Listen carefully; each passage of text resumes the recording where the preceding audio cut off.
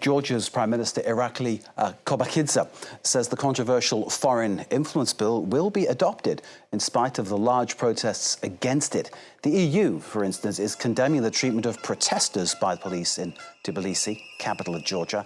Brussels is considering targeting sanctions against prime movers behind the legislation, including the influential oligarch Bidzina Ivanishvili, who is the honorary president of the ruling Georgian Dream Party. Georgia's President Salome Zurabishvili has told France 24 that this law could be a disaster for her country and take it back to oppressive times under Soviet rule. And she has said that Georgian Dream really should be called Russian Dream. Let's bring in Regis Genté, who's in Tbilisi, RFI correspondent for France 24. Regis, thank you for being with us, as always. Large demonstrations taking place. What are the protesters saying about the situation?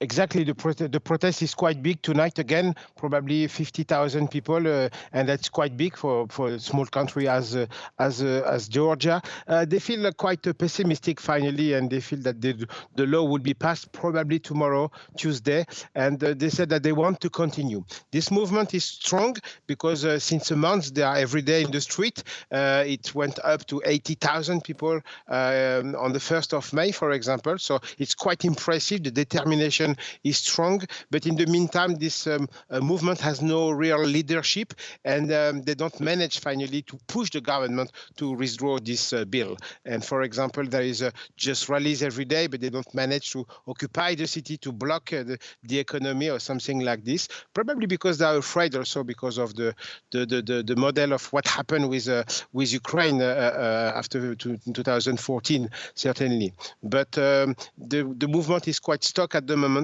but still determined, and they don't want to be on the Russian side of the wall, let's say. Regis, what's the response of the ruling Georgian Dream administration? So far, they said that they will pass the law, absolutely, and they will do probably. Now it's quite almost sure that they will manage to do it on tomorrow. On Tuesday, they said that they are determined to do it.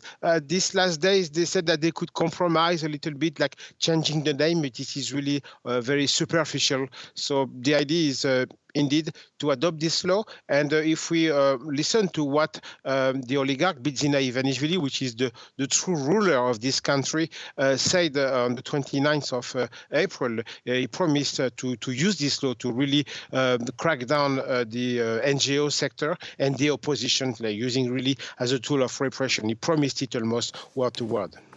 Regis, we'll leave it there. Thank you very much indeed for bringing us that update. Regis Genté, our correspondent in Tbilisi. Thank you very much indeed. That story, of course, continues. We'll bring you all developments as we get them. Next to the Middle East,